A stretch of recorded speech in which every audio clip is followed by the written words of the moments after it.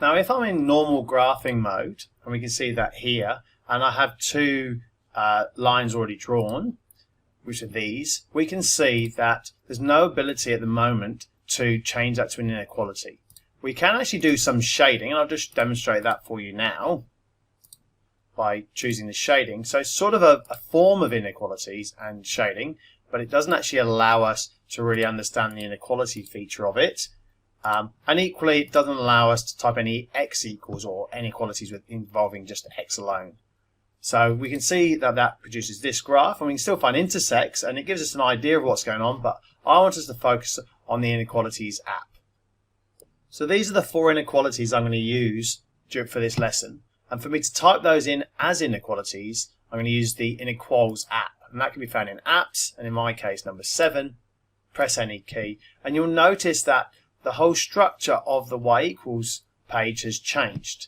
It's changed now to having an extra bit in the header. I've now got an x equals here and a quit app.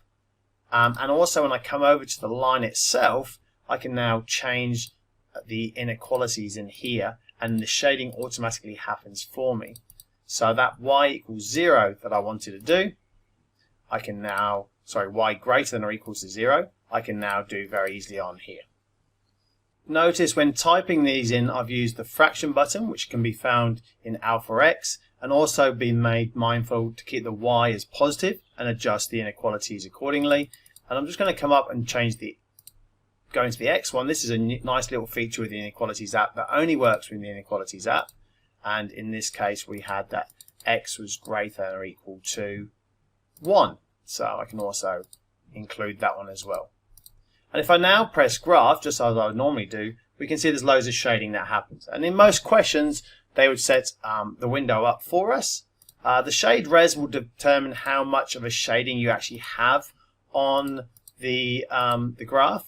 In my case, I'm just going to keep it fairly hollow, so hence the reason why S6. But if you wanted it more solid, you'd decrease that number.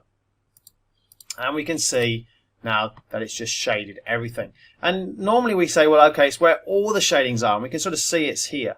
But there'd be a much nicer way of doing that is to sort of shade just that section alone. And for us to do that, we go into the traditional calc that we normally do, and here's all our normal calc stuff. But if we come across, we've seen there's another one at the header called inequality. And there we can therefore find where the inequalities intersect.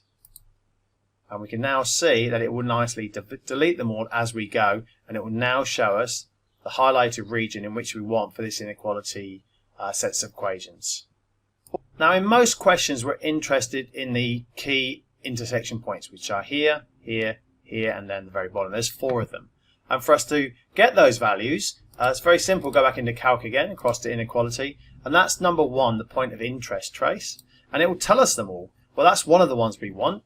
And the really nice thing we can do with this is store this in our list. So I'm just going to press store. Let's press enter to get out of that. And now I can find the next one. That one over there is not important to us. I'm going to leave that one. That one there is. So I'm going to press store on that one too. And again, arrow across. We've just done that one. And notice that it just jumps around because it's staying on Y1. So then we jump down to Y2 and arrow across again to find other key points of interest.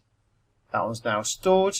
And I want to now go on to the black line, so I'm going to arrow down again to the black line, Y3, and arrow across to find all those key points of interest, and I want this one up here.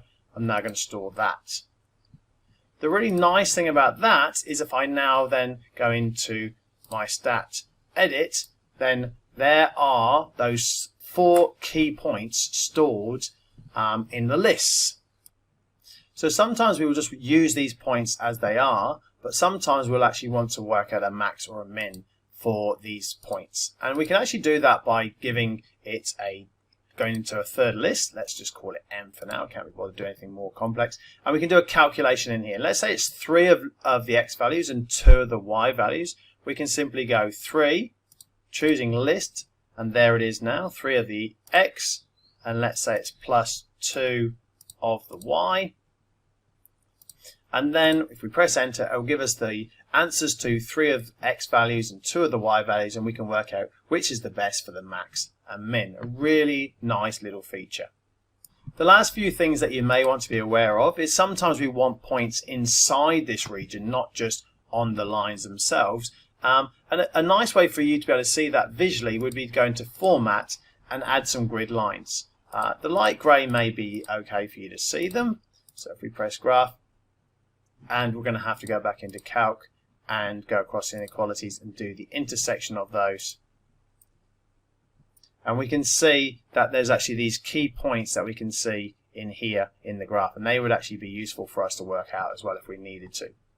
And the last thing is sometimes students go, well, I'm in this mode and I don't want to be in this mode anymore. How do I get out of it? Well, that's very simple. Just come up to the top here, come across to Quit App, do what it asks, which is number 2, and there we go. We're now out of that. We've now got them back as normal straight lines and equations, and there's no shading happening with those at all. So thank you for watching. Hopefully you found that useful, and all the best with your lessons.